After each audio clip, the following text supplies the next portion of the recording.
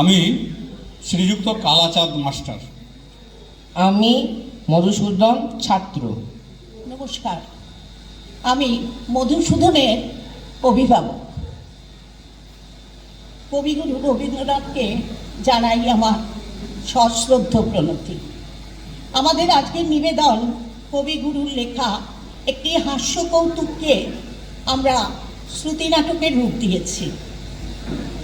নাটক ছাত্রের পরীক্ষা।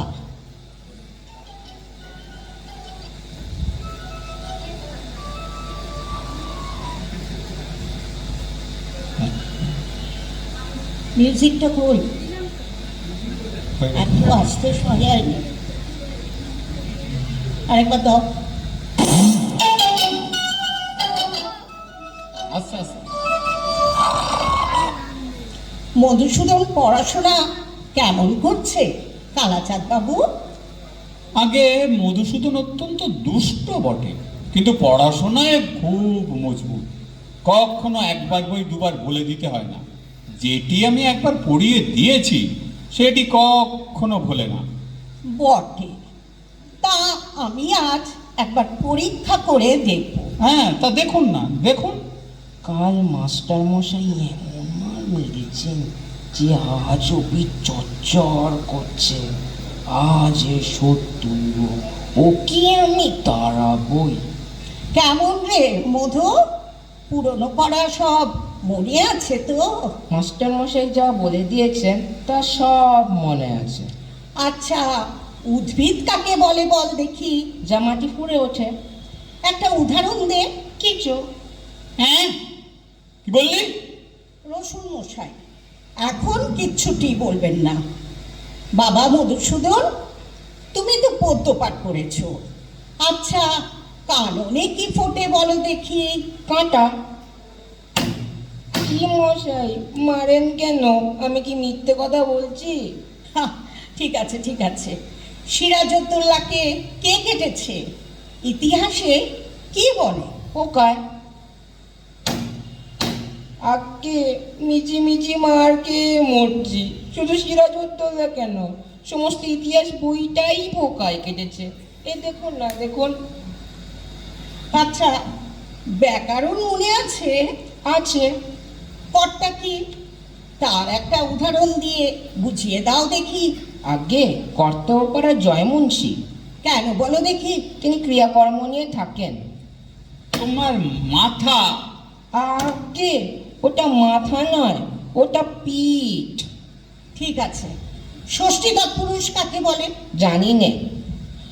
ওটা বিলক্ষণ জানি, বিলক্ষণ জানি। ওটা যষ্টি তৎপুরুষ। আচ্ছা, অঙ্ক শিক্ষা হয়েছে? হয়েছে। আচ্ছা, তোমাকে 6:30 সন্দেশ দিয়ে বলে দেওয়া হয়েছে যে 5 মিনিটে সন্দেশ খেয়ে যতটা সন্দেশ বাকি থাকবে তোমার ছোট ভাইকে দিতে হবে। একটা সন্দেশ খেতে তোমার 2 মিনিট লাগে। কটা সন্দেশ তুমি তোমার ভাইকে দেবে? একটাও নয়। কেমন করে? সবগুলো খেয়ে ফেলবো, দিতে পারবো না। আচ্ছা আচ্ছা, ঠিক আছে। একটা বট গাছ যদি প্রত্যহ 1 ইঞ্চি করে উঁচু হয়, তবে যে বট এ বৈশাখ মাসের পয়লা 10 ইঞ্চি ছিল, ফিরে বৈশাখ মাসের পয়লা সে কতটা উঁচু হবে? যদি সে গাছ বেঁকে যায় তাহলে ঠিক বলতে পারি না। যদি বরাবর সিধে ওঠে তাহলে মেপে দেখলেই ঠাউর হবে। আর যদি ইতিমধ্যে শুকিয়ে যায় তাহলে তো কথাই নেই। মার না খেলে তোমার বুদ্ধি খোলে না লক্ষ্মী ছাড়া। মেরে তোমার পিঠ লাল করব, তবে তুমি গিয়ে সিধে হবে। আগে মারের চোটে খুব সিধে জিনিসও বেঁকে যায়। কালাচাঁদ বাবু, ওটা আপনার ভ্রম। মারপিট করে খুব অল্প কাজই হয়।